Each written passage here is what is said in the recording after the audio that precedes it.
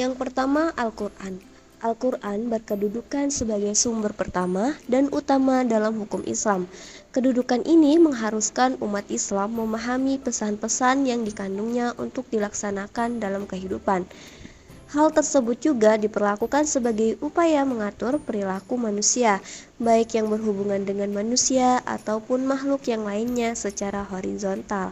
Demikian pula seluruh persoalan yang berkaitan dengan hukum, meski dicari jawabannya terlebih dahulu dari petunjuk yang terkandung di dalam Al-Quran.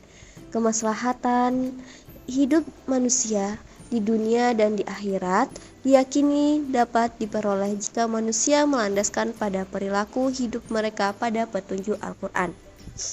Argumentasi yang menyatakan bahwa Al-Quran sebagai sumber dan dalil pertama dan utama ditemukan dalam penjelasan Al-Quran sendiri pada sejumlahnya ayat-ayat. Lebih dari 30 kali ditemukan perintah mematuhi Allah dan dalam Al-Quran. Bahkan meninggalkan aturan yang disebutkan Al-Quran akan membawa akibat meningkatnya kejahatan yang dilakukan manusia. Al-Quran secara redaksional dan makna yang dikandungnya bersifat qat'i al-wujud. Maksudnya adalah lafaz Al-Quran dan pesan yang dikandungnya terjamin keautentikan dan otoritas kebenarannya. Keautentikan itu terjamin karena transformasi periwayatannya secara keseluruhan mencapai tingkat mutawatir. Selain itu, jaminan keaslian Al-Quran mendapat intervensi langsung dari pemiliknya, Allah Subhanahu wa Ta'ala. Yang kedua, Al-Sunnah. Pada uraian sebelumnya telah dijelaskan bahwa Al-Quran sebagai sumber utama dan yang paling utama dari hukum Islam yang bersifat global, yang membutuhkan penjelasan secara operasional. Nabi Muhammad SAW sebagai penyampaian ajaran Al-Quran diberi otoritas oleh Tuhan untuk menjelaskan lebih lanjut apa yang telah diwahyukan kepadanya. Dengan demikian, Al-Sunnah baik dalam bentuk perkataan, perbuatan maupun dalam bentuk takrir berkedudukan sebagai sumber kedua setelah Al-Quran. Kedudukan Al-Sunnah sebagai disebutkan di atas berdasarkan argumentasi bahwa secara normatif ditemukan ayat Al-Quran yang menyeluruh untuk taat kepada Rasul. Ketaatan kepada Rasul sering dikaitkan dengan ketaatan kepada Allah Subhanahu wa Ta'ala, seperti yang ditemukan pada surat An-Nisa ayat 13 yang artinya hukum-hukum tersebut itu adalah ketentuan-ketentuan dari Allah.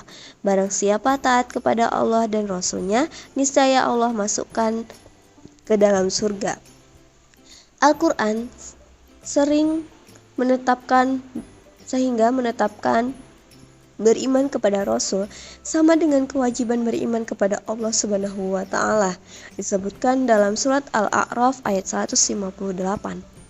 Penegasan Al-Quran juga menyebutkan bahwa perbuatan Rasul berdasarkan wahyu yang diturunkannya kepadanya, seperti yang disebut dalam surah An-Najm ayat 3 yang artinya dan tidaklah diucapkannya itu atau Al-Quran menurut kemauan hawa nafsunya.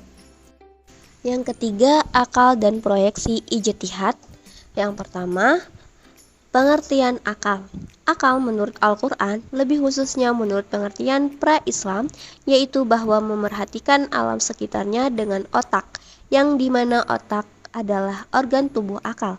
Artinya, akal itu sendiri terdapat di dalam otak seseorang yang digunakan untuk berpikir, dan berdasarkan pemikiran itu, maka lahirlah sesuatu ide atau gagasan mengenai sesuatu masalah yang dipikirkan. Sebagaimana telah kita ketahui bahwa Allah Subhanahu wa Ta'ala menciptakan manusia berbeda berdasarkan akalnya dengan makhluk hidup lainnya seperti hewan dan tumbuhan. Berdasarkan perspektif Islam, peran akal dibagi menjadi dua, yaitu yang pertama, memahami nilai-nilai ajaran agama. Apabila ada doktrin yang kurang jelas, akal akan merumuskan pelaksanaannya. Adapun ketika sebuah doktrin agama memiliki nilai-nilai sosial, akal bertugas menerjemahkan dalam konteks kehidupan kekinian, bukan untuk mengubah doktrin, melainkan menemukan pelaksanaan doktrin. Yang kedua, akal bertugas memilih dan menyeleksi doktrin agama. Terkadang ada doktrin agama yang temporer atau madaniyah dan doktrin agama yang selalu kontemporer atau makkiyah. Terkait hal ini, akal bertugas untuk memilih kemungkinan terbaik pelaksanaannya. Yang terakhir, akal dan proyeksi ijtihad.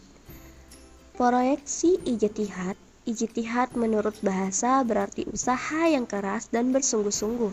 Sedangkan pengertiannya dari segi istilah, ijtihad adalah berusaha menetapkan hukum terhadap masalah yang belum ada ketetapan hukumnya dalam Al-Quran dan hadis, yang dilakukan dengan secara cermat dan pikiran yang murni, serta berpedoman pada aturan penetapan hukum yang benar.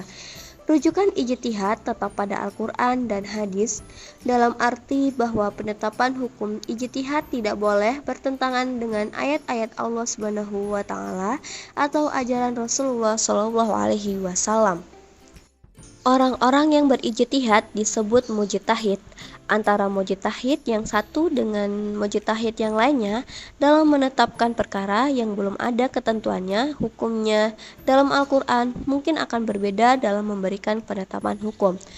Ada pendapat yang satu benar dan yang lain menjadi salah. Hal ini akan menjadi penilaian yang mengaruhi hukum. Ijtihad menjadi sumber hukum Islam. Yang ketiga, boleh dilakukan oleh siapa saja yang memiliki persyaratan minimal seperti memahami mafhum ayat atau hadis, memiliki atau menguasai ilmu alat atau seperti nahwu sorof, mengetahui latar belakang sesuatu ayat atau hadis, luar pemahamannya terhadap pengetahuan Islam, memiliki loyalitas yang tinggi terhadap agama dan lainnya. Ijtihad diterapkan dengan beberapa cara, antara lain ijma dan qiyas. Ijma adalah kesepakatan para mujtahid pada suatu masa setelah Rasulullah wafat terhadap suatu masalah. Sedangkan qiyas adalah menetapkan hukum dengan cara menghubungkan suatu perkara yang sudah ada ketetapan hukumnya terhadap masalah lain yang dihadapi dalam dan belum ada ketetapan hukumnya, sedang antara keduanya sama-sama memiliki sebab yang bisa disepadankan.